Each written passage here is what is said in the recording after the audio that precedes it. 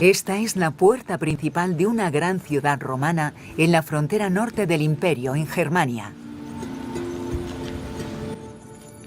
Anunciaba la presencia y el impacto de Roma. Y aquí sigue 2000 años después.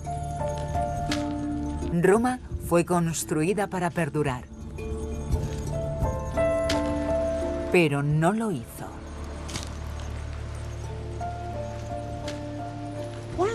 Uno de los grandes enigmas del Imperio Romano siempre ha sido qué causó su declive y su caída. Los historiadores llevan debatiéndolo desde el siglo V después de Cristo. Y seguimos sin ponernos de acuerdo.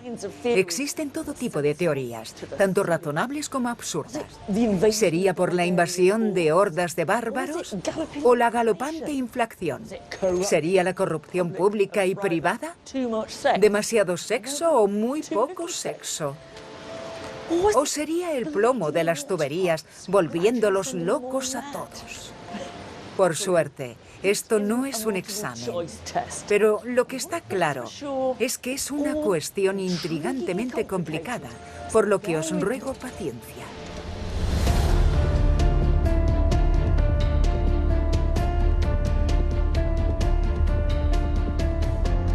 Desde sus míticos orígenes hasta la realidad del imperio, el cual se extendía desde Gran Bretaña en el norte hasta los límites del Sáhara en el sur, de España a Israel y desde el Nilo al Rin. El romano fue el mundo más diverso culturalmente, productivo y conectado que cualquier otro que hubiera existido.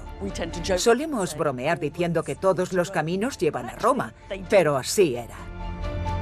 Parecía que Roma había descubierto el arte de la longevidad imperial, progresando no solo por la explotación, sino también por crear ciudadanos. Y en la cima de la pirámide estaba el emperador. Deberíamos besarle los pies. Pero el Imperio Romano era más vulnerable de lo que parecía. Había conflictos y resistencia, tanto dentro como fuera de sus fronteras. Eran romanos atacando a romanos. ¿Por qué acabó el Imperio Romano? ¿Acabó realmente?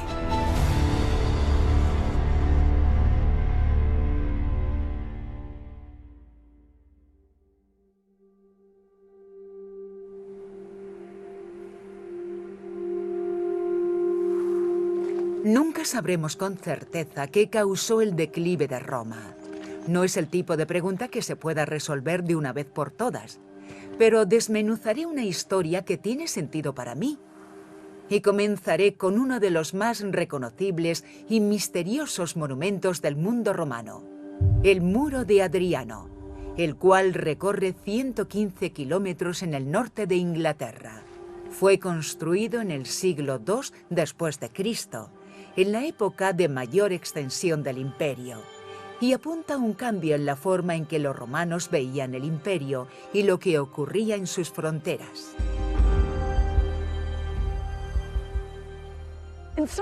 En cierto modo, Britania era el Afganistán de Roma.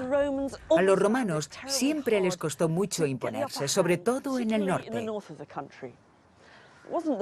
No solo se libraban montones de batallas entre romanos y bárbaros, sino que afrontaron décadas de terrorismo y guerras de guerrillas. Este muro tendría algo que ver con controlar eso. Pero nunca fue una defensa directa contra el enemigo, sino más bien una declaración romana. Esta agresiva estructura se abre camino a través del país, desde un extremo al otro, y hay dos importantes factores que tener en cuenta. En primer lugar, era un importante símbolo de poder romano para los que están en el norte y también para los del sur. Pero también entraba en juego un nuevo concepto de imperio. Estaban empezando a declarar que el imperio tenía límites, que tenía fronteras, tanto aquí como en otras partes del imperio. Era el comienzo de la acotación del imperio. Y esto marcó una gran diferencia. Como sabemos ahora, cuando hay una barrera física, ya sea un muro, una valla o un río, esta no solo mantiene apartada a la gente, sino que la incita a entrar. Algo especialmente relevante cuando casi todos en el imperio eran ciudadanos plenos y casi nadie lo era fuera. Esta no fue una simple separación de los de dentro y los de fuera, de romanos y bárbaros. Las fronteras del imperio siempre habían sido bastante franqueables. Hasta se podían encontrar bárbaros en el ejército romano. Sin embargo, hubo una serie de detonantes que pusieron al imperio a la defensiva contra invasores, oleadas de refugiados e inmigrantes económicos. Y lo cierto es que era bastante difícil discernir entre los tres. El efecto que tuvo fue poner al imperio patas arriba. El centro de todo estaba ahora en las fronteras, que era donde más dinero romano se gastaba, donde más recursos romanos se consumían y donde se tomaban las decisiones más importantes. De esta manera, los romanos de las fronteras, los soldados y los generales se convirtieron en figuras muy relevantes. El cambio fue drástico. En el siglo III después de Cristo, los emperadores solían llegar al poder por las legiones con poca o ninguna referencia a las autoridades de Roma, pero no perduraban.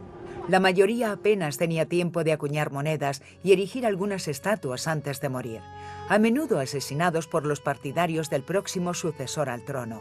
Uno de estos fue Marco Aurelio Antonino Augusto, Heliogábalo, impulsado al trono por su abuela y una legión. Si creemos los rumores, su brutalidad era tal que hacía que Nerón o Calígula parecieran unos angelitos.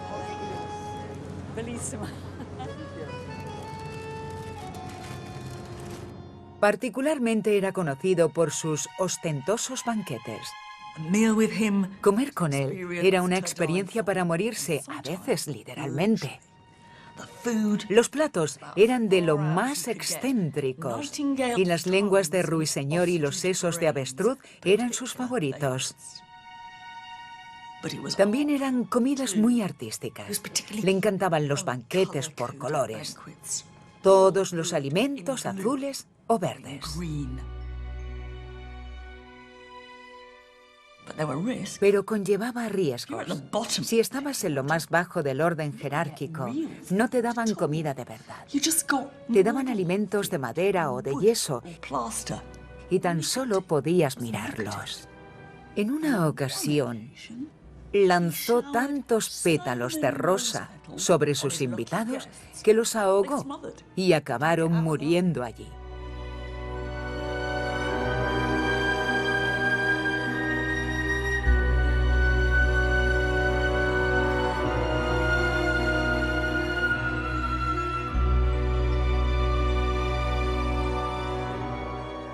El emperador fue un fanático de la moda.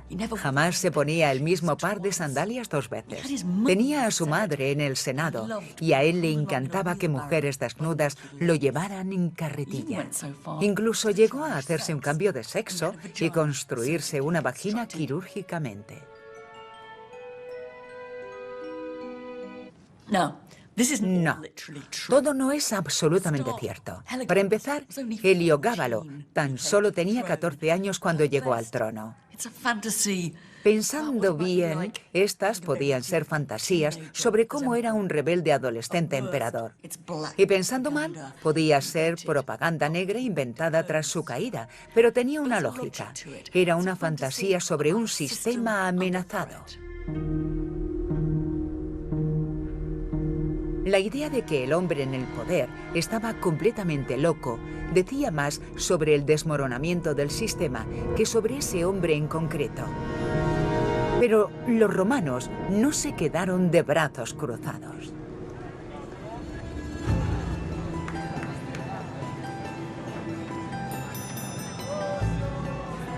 ¿Y la mejor manera de explicar cómo intentaron restaurar el orden? Grazie mille. Buon appetito. es con otra comida. Esta es una pizza romana. Pero está claro que ningún romano llegó a probarla porque, para empezar, no tenían tomates. Pero si pasamos ese detalle por alto, esta es una buena manera de visualizar los problemas del Imperio Romano. La pizza es el imperio. Roma es el tomate en el centro. El problema principal era que el imperio es muy grande y las comunicaciones muy lentas. Pues desde Roma sus órdenes tardaban semanas en llegar a sus fronteras. ¿Y qué hicieron al respecto?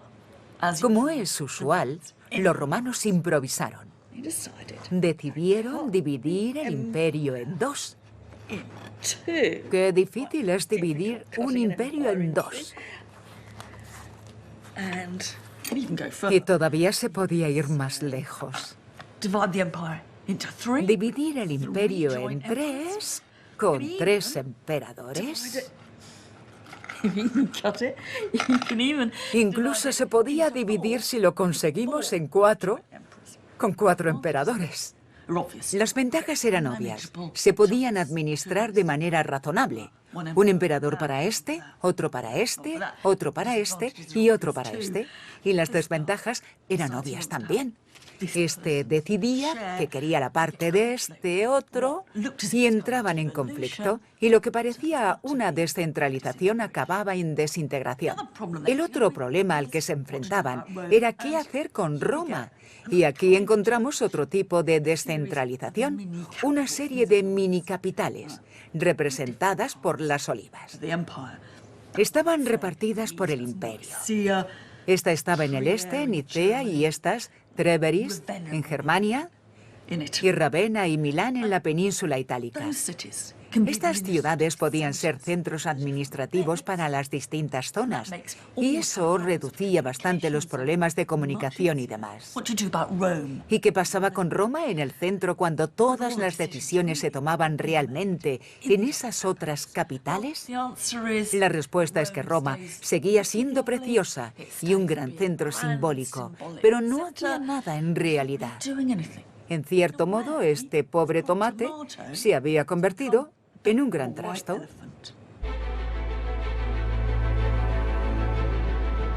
La ciudad de Rómulo ya no controlaba el mundo romano.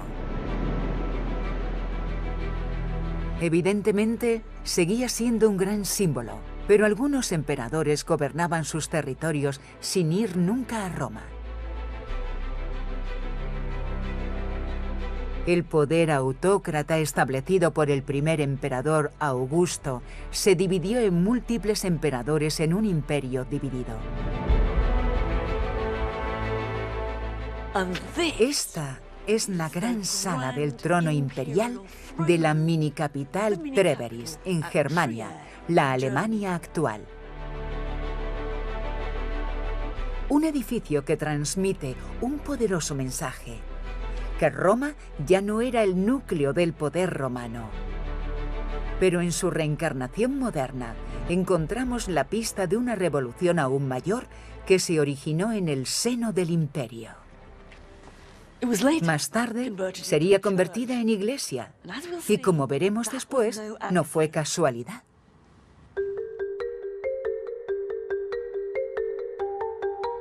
Estaba sucediendo algo más importante que cualquier problema en las fronteras, emperadores dementes o disputas entre legiones. Todo el sistema de fe romano estaba siendo desafiado. Y para comprenderlo, debemos retroceder en la historia romana para ver cómo había funcionado tradicionalmente la relación entre los dioses y el Estado romano.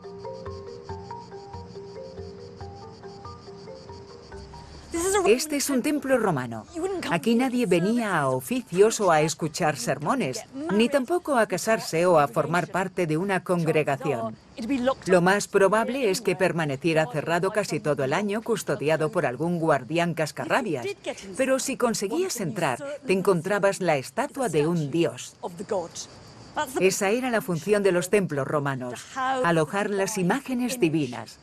Por eso los templos eran a menudo llamados en latín aedes, casas.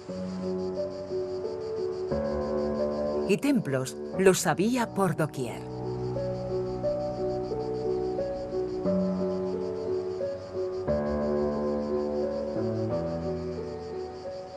¿Para qué necesitaban tantos? Pues bien, este lo levantaron para el dios Hércules a mediados del siglo II a.C., probablemente con los beneficios de la conquista romana en el este. Y este era el patrón habitual. Los generales, en plena batalla, juraban un templo a un dios si éste les otorgaba la victoria. Y cuando estos volvían triunfantes a Roma, usaban parte del botín para financiar el edificio. Los templos son recordatorios públicos del apoyo de los dioses al Estado romano y subrayaban el axioma de que Roma solo podía prosperar si los dioses estaban de su parte. Y sí, eran dioses en plural. Puede resultar obvio, pero había montones de ellos. Y a nosotros la interacción entre ellos y los romanos nos podría parecer un poco contractual, incluso mecánica. Los romanos no creían en sus dioses, no tenían una fe como la entendemos nosotros, sino que daban por sentado que existían y que les ayudarían si se lo pagaban erigiéndoles templos y con sacrificios, normalmente de animales como toros, cerdos u ovejas. Y podemos ver la importancia de esto en la que fuera una espléndida escultura, ahora un poco abandonada, en una callejuela romana.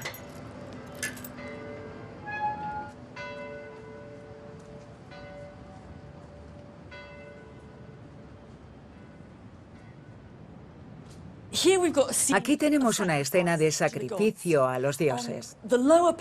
En la parte de abajo vemos a un toro siendo sacrificado y arriba al emperador realizando una libación en el altar. Podemos encontrar cientos de escenas como esta en todo el Imperio Romano, y la idea que presentan es que una de las funciones del emperador era gestionar la relación entre los humanos y los dioses. Religión y política iban juntas de la mano.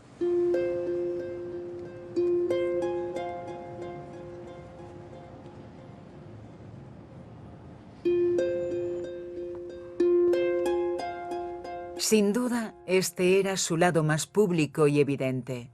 Pero eso no significa que los dioses no tuvieran también un impacto personal. Al contrario, se colaron en la vida de los romanos. El suyo era un mundo lleno de dioses. Esta colección de dioses y diosas en miniatura nos remonta directamente al mundo de la religión personal. Estos eran objetos privados. Había miles de ellos por todo el Imperio Romano en los bolsillos de la gente, en las repisas de las casas, en los templos y en los santuarios. Eran como una mezcla de imanes de la nevera con objetos de culto, todo en uno. Este era un mundo religioso increíblemente complicado. Aquí no tenemos 12 dioses y diosas vagando en el monte Olimpo. Cada uno tenía su propia función. Venus era la diosa del amor, Marte el dios de la guerra.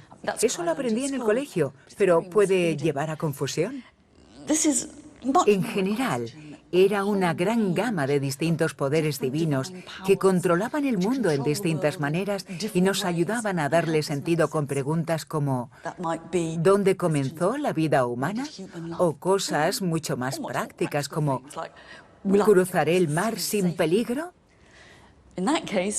En ese caso, era posible que recurrieras al dios Neptuno, al dios del mar, pero también a Minerva, relacionada con la navegación, o a Hércules, que protegía a los humanos en su lucha contra la adversidad. O también podías recurrir a Mercurio, el dios que te ayudaba a triunfar y a obtener beneficios. Era un sistema religioso extraordinariamente flexible, en el que la gente tomaba sus propias decisiones religiosas y creaba su propio mundo espiritual.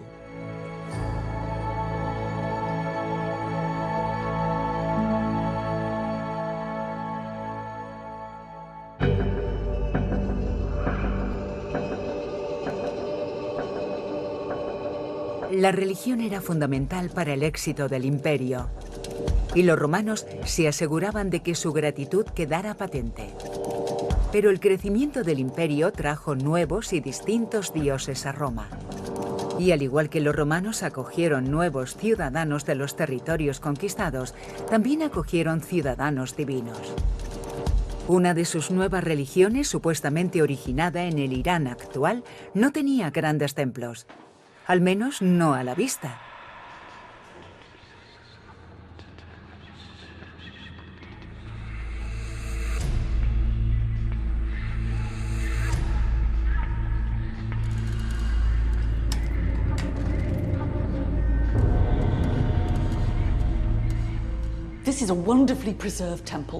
Este es un templo maravillosamente conservado del dios Mitra, un ejemplo perfecto de cómo eran.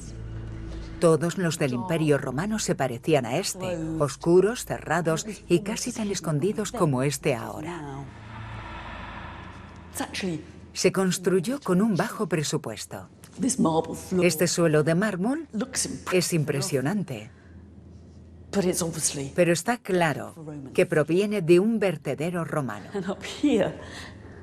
Y aquí aprovecharon una antigua inscripción para construir unos escalones. Empleando lo que tuvieran a mano, creaban un mundo religioso subterráneo, una cueva concebida como una representación del cosmos. Este era el sitio al que la gente venía a rezar. Los devotos se recostaban aquí como si estuvieran cenando, y presumiblemente los rituales tenían lugar en el centro. A juzgar por la imagen de Mitra, habitualmente matando a un toro, el sacrificio de animales era clave, aunque otros detalles son más misteriosos. Lo que sabemos es que eran solo hombres. Era la religión más machista del Imperio Romano, que ya es decir. También era una religión de iniciación. Pasabas por una serie de etapas o grados de iniciación y cada vez te acercabas más a la visión de la verdad divina. Las mejores pistas del extraño mundo de Mitra provienen de la imagen rescatada en varios de sus templos. Aquí tenemos a Mitra clavando su daga en el costado de este toro para sacrificarlo con un característico gorro persa, indicando que proviene de las fronteras o de fuera del Imperio Romano. Además, pienso que su exotismo debió ser parte de su atractivo. Pero exótico o no, seguía encajando bastante bien en el politeísta mundo romano. Los problemas empezaron realmente cuando las religiones monoteístas entraron en contacto con Roma. La adoración a un solo Dios y la exclusión de los demás iba en contra de los principios romanos más básicos.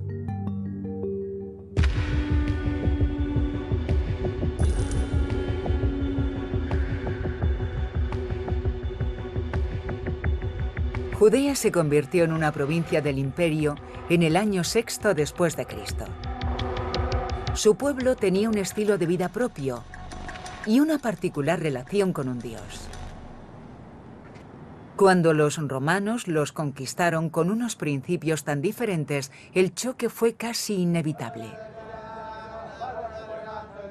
Una mezcla de política, luchas internas y conflicto religioso acabó cuando los romanos destrozaron el templo de Jerusalén, lo que acabó con 6 años de revuelta judía.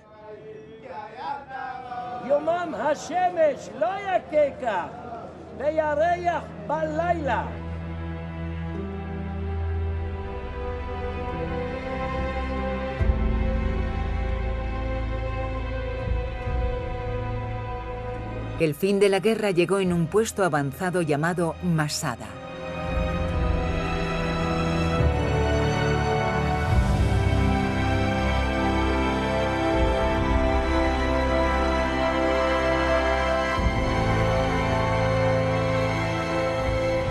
En este remoto lugar, el rey Herodes uno de los primeros aliados o colaboradores de Roma en Judea, había construido un extravagante palacio en el que podía cenar y bañarse al estilo romano. Pero es decepcionante descubrir que este lugar es conocido ahora por razones mucho más sangrientas. El enfrentamiento entre judíos y romanos se produjo a varias horas de distancia de Jerusalén, en medio del desierto. Había un grupo disidente de unos 1000 extremistas judíos, terroristas para algunos judíos y también para los romanos, que habían tomado Masada y que resistían allí años después del derribo del Templo de Jerusalén.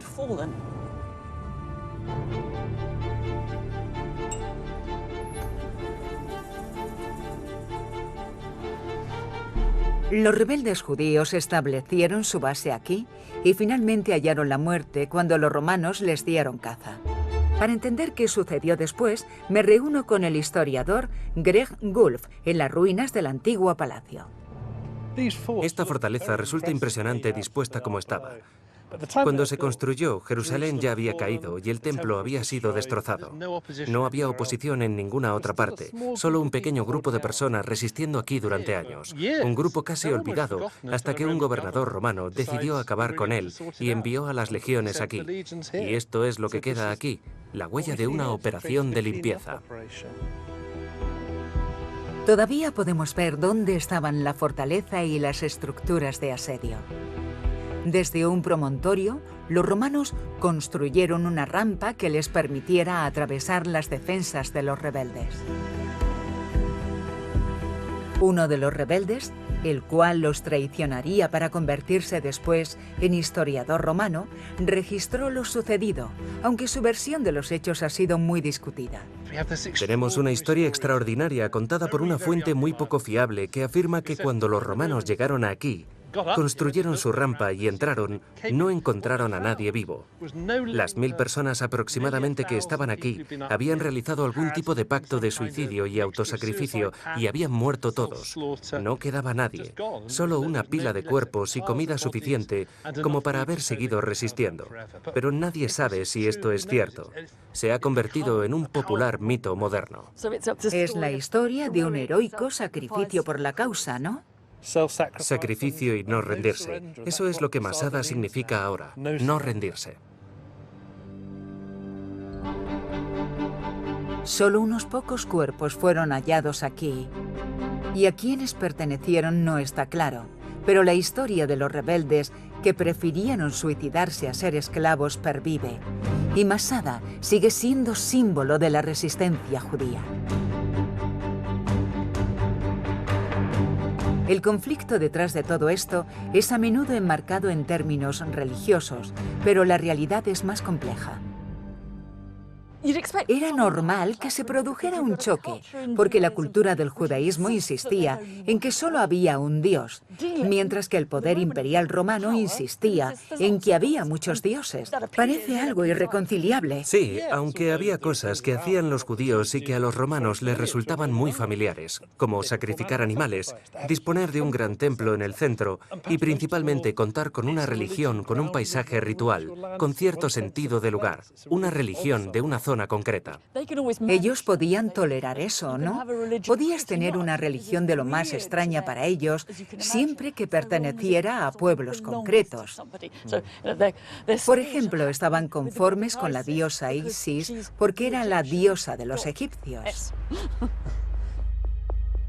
Los romanos no esperaban que los conquistados abandonaran a sus dioses. Parte del sentido del politeísmo consistía en aceptar e incorporar nuevos y distintos poderes divinos. Pero sí que esperaban que reconocieran la relación entre el Estado romano y la religión. A los judíos les resultaba muy difícil que los romanos se adaptaran a ellos, porque a lo largo de su historia siempre habían estado sometidos a un imperio tras otro y a persecuciones de distinto tipo. Así que les costaba mucho más amoldar a los romanos a su sistema que amoldarse ellos al sistema de los romanos. De este modo, la situación se complicó.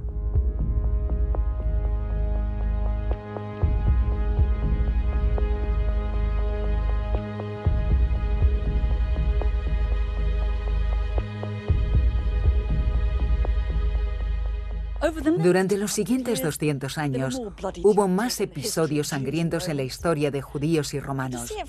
Pero desde el punto de vista romano, resulta igual de destacable cómo lograron adaptar el judaísmo al imperio. Utilizaron los impuestos como un medio de control. Los emperadores romanos recibieron delegaciones y quejas de las comunidades judías. Los judíos escalaron en la administración romana y en muchos sentidos Judea era una próspera provincia romana. Pero con respecto a una nueva rama del judaísmo, el cristianismo, la historia fue distinta. En pleno conflicto entre Roma y Judea, un rabino judío había desarrollado nuevas ideas. Su nombre era Jesús. Las palabras de Jesús, como las llamaban, no serían escritas hasta más tarde, pero para los judíos predicaba blasfemias. Al principio, los romanos pensaban que era un alborotador más. Transcurriera como transcurriera su historia, fue arrestado, juzgado y condenado a morir al estilo romano, crucificado. Los romanos debieron de pensar, problema resuelto. Pero eso era apenas el principio. A Jesús le crucificaron cerca de aquí, probablemente condenado por desobediencia civil. Resulta muy difícil saber qué pasó exactamente, porque la historia ha sido reescrita, reinterpretada y adornada desde entonces. Pero podemos estar bastante seguros de que Jesús era el líder de algún pequeño grupo disidente judío. Décadas después de su crucifixión, fue casi reinventado como el símbolo de una nueva religión que atrajo a seguidores a lo largo y ancho del imperio. Pero al principio no eran muchos y creían en una serie de cosas que ahora no reconoceríamos como cristianas. En el centro de todo, una nueva ideología estaba desafiando desde el interior del imperio las antiguas certezas romanas sobre cómo funcionaba el mundo.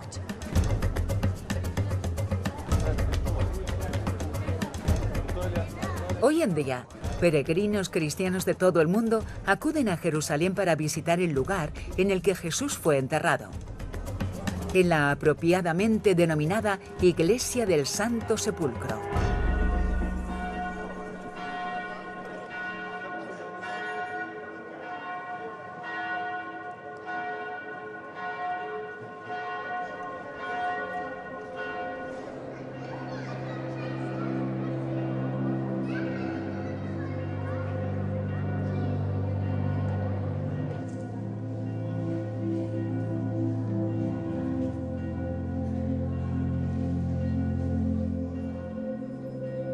Sin embargo, llamarla iglesia es subestimarla. Bajo su techo, una desconcertante variedad de sectas cristianas luchan por ser escuchadas.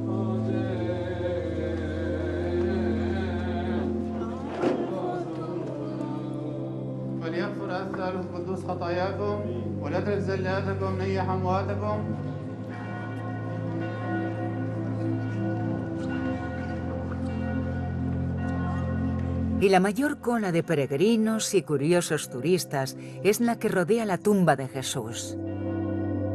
Este es el lugar más sagrado del cristianismo.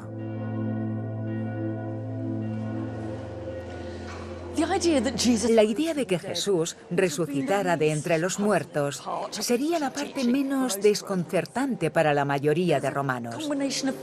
Había una combinación de ideas mucho más radicales que esa, y no solo que solo había un Dios. Los seguidores de Jesús no participaban en los sacrificios y se preparaban para el reino de Dios, que trascendía al poder terrenal de Roma y que podía llegar muy pronto. Si a eso sumamos la extraña noción de que la pobreza era una virtud y no un infortunio, y su rigorista visión del sexo, Entendemos por qué algunos romanos podían sentirse intrigados e incluso atraídos por las enseñanzas cristianas, mientras que muchos otros se quedaban perplejos o se sentían ofendidos por el que parecía un ataque a su orden mundial.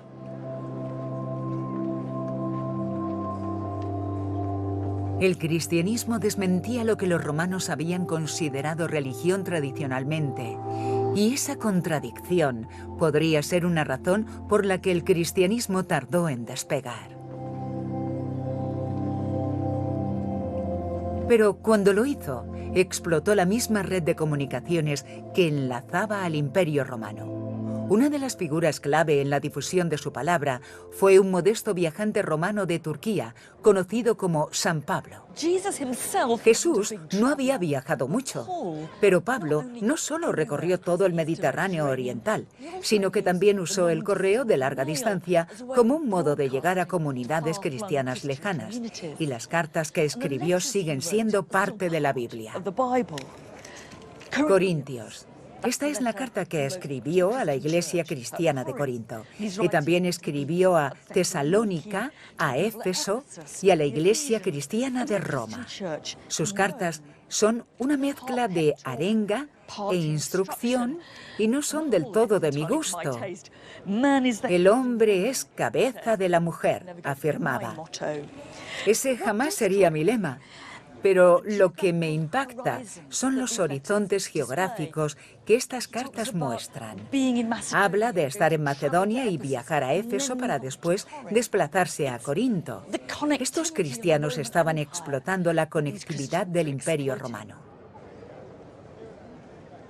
El cristianismo había nacido dentro del Imperio Romano y sus seguidores aprovecharon su conectividad. En las ciudades portuarias como Corinto y Tesalónica encontrabas bienes, trabajo y una nueva guía espiritual. Las rutas de comercio del imperio posibilitaron la difusión del cristianismo.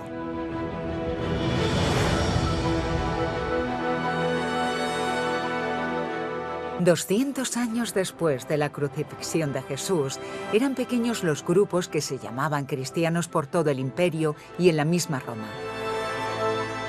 No eran muchos en total, tal vez unos 200.000 en un imperio de 50 millones, y había distintos tipos de cristianismo. Esta lápida representa bien ese cristianismo, y la palabra clave está escrita en griego, es ichthys, y significa pez.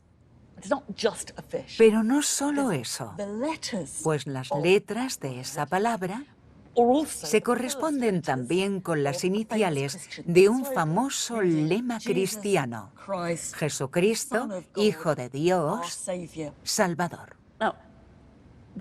¿Por qué usaron ese lema? No está muy claro. Puede que buscaran secretismo, pero en ese caso, ichthys no sería la mejor opción. Es mucho más probable que este fuera un intento de representar a Dios, de preguntarse cómo debía ser representado. Buscaban transferirlo al lenguaje como símbolo visual, pero no todo acaba aquí. Hay más dioses en esta lápida. Aquí encontramos dos letras, la D y la M, de dis manibus, los dioses del alma de los difuntos, los tradicionales dioses paganos de la muerte. De modo que aquí tenemos juntos cristianismo y paganismo. Un maravilloso compendio de la difusa línea entre cristianismo y paganismo de los primeros siglos cristianos.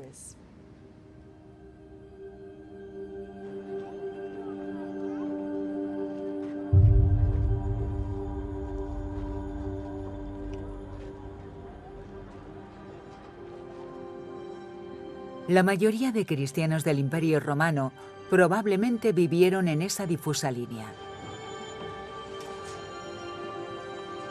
Pero algunos eran más rigoristas, aplicados o incluso extremistas, pues entraban en conflicto con las autoridades romanas y acababan muriendo por negarse a realizar sacrificios para los dioses tradicionales.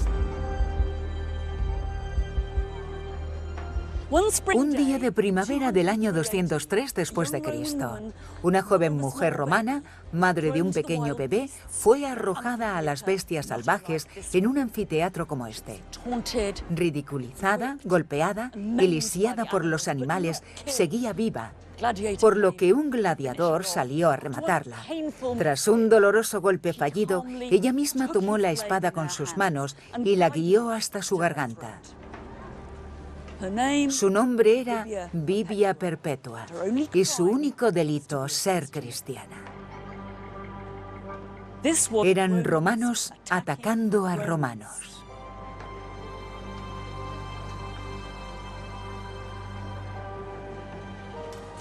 Solemos asumir que a los romanos les encantaba el espectáculo de lanzar cristianos a los leones en el anfiteatro, pero no era tan sencillo como eso. El anfiteatro era un microcosmos sumamente ordenado de la sociedad romana. Los espectadores se sentaban de acuerdo a su posición en la jerarquía social. Antes no se podía pagar por un buen asiento en primera fila como ahora, y las víctimas en la arena, esclavos y delincuentes, solían ser extranjeros. No era habitual que fueran jóvenes madres romanas como Perpetua, una de los suyos.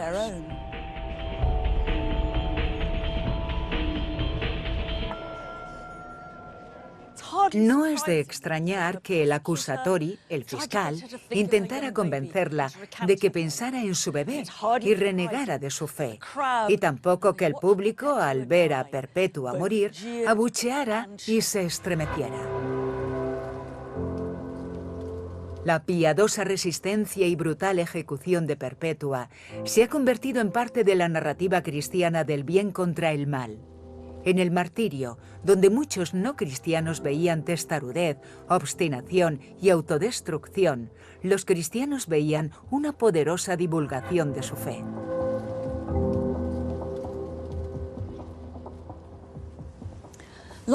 Mucho después del suceso en la arena, la tortura y el intenso dolor fueron contados y repetidos con meticulosidad y a veces con horripilantes detalles. La valentía de los mártires ante una sádica crueldad parecía validar la fe por la que morían y ofrecer a otros cristianos un ejemplo que podían glorificar aunque no siguieran. ¿Por qué las autoridades romanas eligieron condenarlas a muerte? Sigue siendo un misterio, básicamente porque todo lo que sabemos proviene de los mismos cristianos romanos. Un ejemplo extremo de historia escrita por los vencedores. Si intentamos verlo desde la perspectiva de las autoridades romanas, el hecho de que los cristianos se negaran a realizar sacrificios amenazaba con perturbar la buena relación entre el Estado y los poderes divinos, los cuales aseguraban el éxito del imperio. Era toda una traición.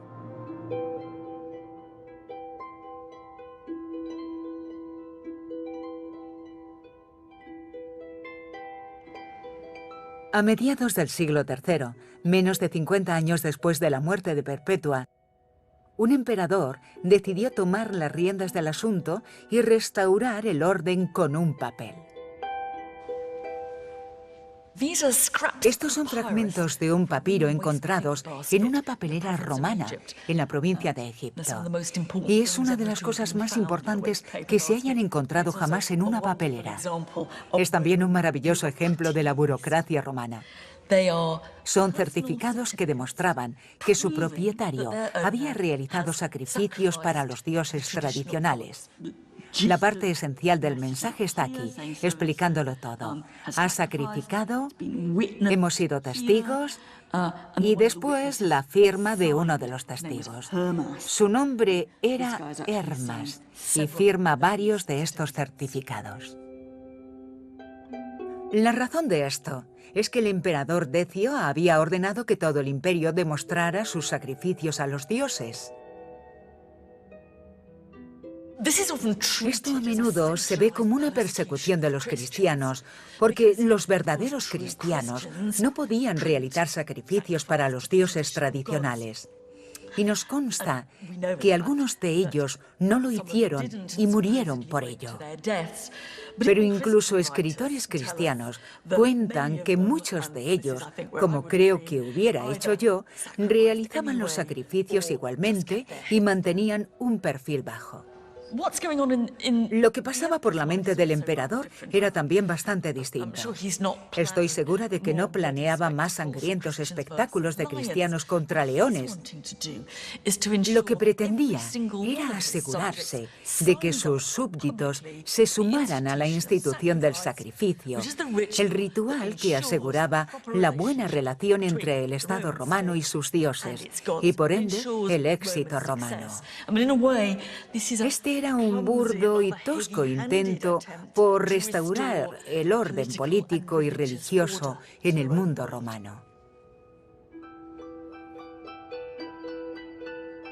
Su proyecto no perduraría, y tampoco él. Decio no solo se enfrentaba a los cristianos, sino que, con la invasión de los bárbaros y sus rivales internos, su mandato apenas duró 2 años y acabó asesinado en el campo de batalla.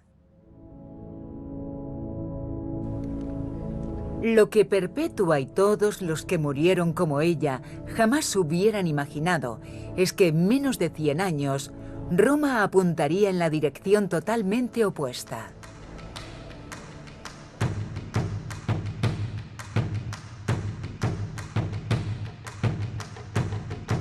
Tras un caótico siglo, un emperador hizo un pacto con la religión que parecía socavar el imperio. Su nombre era Constantino y acabaría convirtiéndose en el único emperador, el cual alinearía su poder con el del único Dios, el Dios de los cristianos.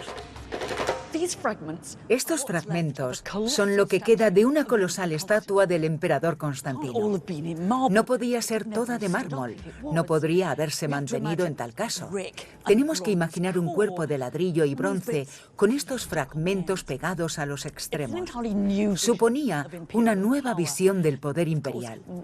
Claro que habían existido enormes estatuas de emperadores antes, pero miradle la cara. Era sobrehumana y de mirada casi abstracta. Este emperador no podía ser uno de nosotros. A este emperador había que venerarlo. Deberíamos besarle los pies. Constantino mezclaba lo viejo con lo nuevo. Llegó al poder con una guerra civil, celebró su triunfo, reconoció la ayuda de los dioses y contaba con un gran proyecto urbanístico para la ciudad de Roma. Todo eso era muy tradicional. Lo nuevo era que el dios, cuya ayuda reconocía, era el dios cristiano y que en la ciudad no construyó templos, sino iglesias. No tenemos ni idea de por qué Constantino se convirtió al cristianismo. ¿Pudo haber sido una conversión espiritual sincera? ¿O una calculada decisión para unirse al que parecía el bando ganador? La lógica política de esto es que, pasara lo que pasara por la mente de Constantino, había resuelto un problema. El Imperio Universal, en vez de luchar contra la Iglesia Universal, había hecho un pacto con ella. Desde entonces, Imperio e Iglesia caminarían de la mano. Una manera de ver esto era como una revolución. Los aspectos fundamentales de ser romano habían cambiado. Jerarquía, fe, moralidad, sexo. Pero Constantino también había reinventado el modelo original de poder romano en torno a un nuevo dios.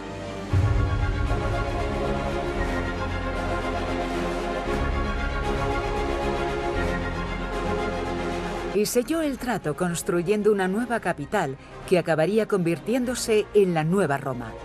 La ciudad de Constantino era Constantinopla, conocida ahora como Estambul.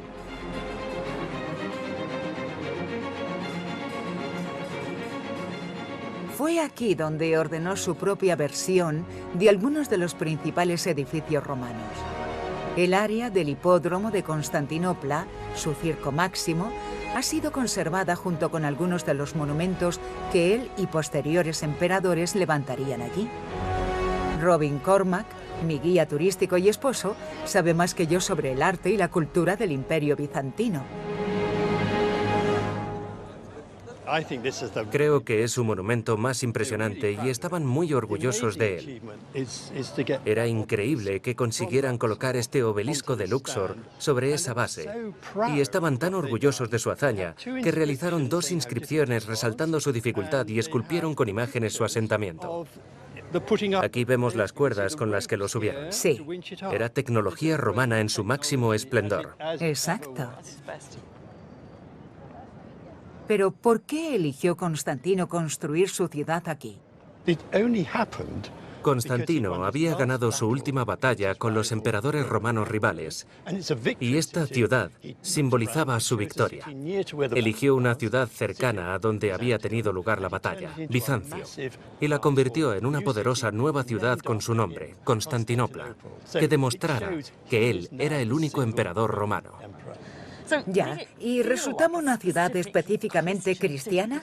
¿Resultaba distinta? No, parecía una ciudad romana con toda su parafernalia, y trasladó montones de estatuas paganas aquí, las cuales colocó en la zona del circo y en todas partes. Y básicamente de ahí viene el famoso dicho de que esta ciudad fue construida a costa de las demás ciudades del Imperio Romano. Debía de ser un poco raro ver a un emperador que promovía el cristianismo decorar su ciudad con dioses paganos, Sí. con obras de arte, Sí. que había quitado de otras partes del imperio para decorarla. Pero hay... Sí, pero era un emperador poderoso, ¿no? Sí. Era una exhibición de poder. Convirtió esta en una ciudad romana con todas las características de la mayor ciudad que conocía, Roma. Los habitantes no se llamaban bizantinos, sino romanos, y estaban convencidos de que ellos eran el Imperio Romano. De hecho, en el este, el Imperio Romano Cristiano perduró hasta el año 1453, cuando los otomanos conquistaron Bizancio. En el oeste, la historia fue distinta. Roma seguía siendo Roma, pero era más una exhibición de arquitectura y cultura que la capital del poder. Las fronteras del norte eran más franqueables que nunca. Los intrusos entraban por la fuerza, y aunque ahora solo fuera un símbolo, la ciudad de Roma seguía siendo preciada. Dirigidas por los hunos, varias tribus, como los visigodos, los ostrogodos y los vándalos, invadieron el Imperio Romano de Occidente. Su legendario saqueo de Roma no solo tuvo lugar una vez, sino 3. Las tropas romanas eran derrotadas, los civiles asesinados y la ciudad robada y saqueada. Las palabras bárbaros y vándalos evocan ahora una imagen de destrucción gratuita de la civilización.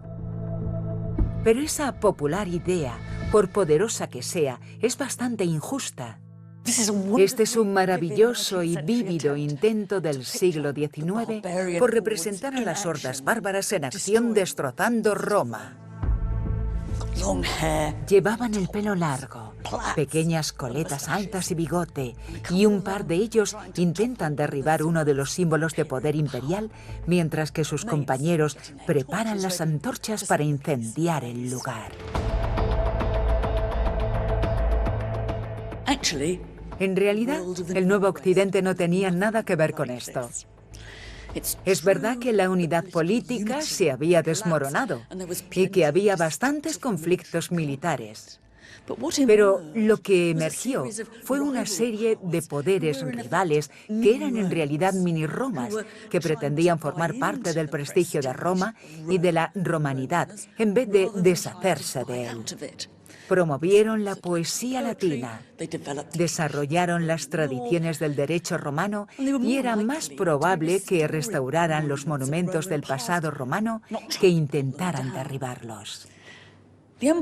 El imperio, en el sentido político, ya no existía, pero la hegemonía cultural de Roma permanecía, incluso en el oeste. Estos pueblos no eran romanos, pero imitaron a Roma, como harían muchos imperios modernos desde entonces.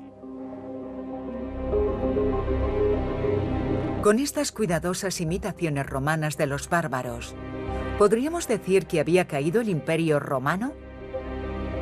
¿Cómo se decide cómo o dónde empieza o acaba un imperio? ¿Qué es lo que cuenta? ¿El control territorial? ¿El derecho y la cultura? ¿O la marca romana? Se había producido una enorme transformación, y este ya no era el imperio que consideraba a Rómulo la definición de lo que significaba ser romano.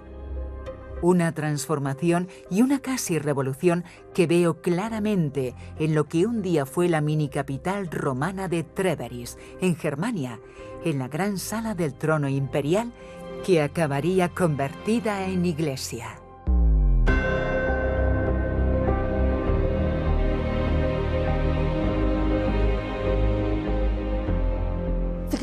La conclusión a la que llego es que el verdadero heredero del Imperio Romano es el cristianismo.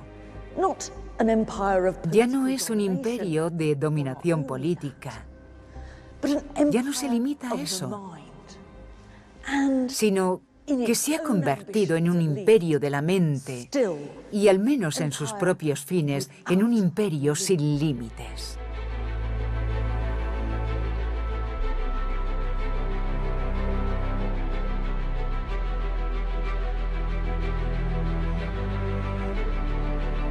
Desde los orígenes mitológicos de Rómulo y Remo a los sistemas políticos y militares que permitieron su expansión, es la imagen de Roma la que, para bien o para mal, ha actuado como un punto de referencia para imperios posteriores. Gran Bretaña, Rusia, Estados Unidos e incluso la Alemania nazi intentaron recrear lo que consideraban la gloria de la antigua Roma. Y no evitaron algunos de los mismos problemas, dilemas y conflictos del poder imperial. Hoy en día, en Occidente, seguimos preguntándonos dónde situar nuestros límites y cuáles deberíamos poner a la inclusión. También hemos heredado la ambivalencia de los romanos al preguntarnos si el fin justifica los medios, los desfiles misteriosos por las lágrimas derramadas.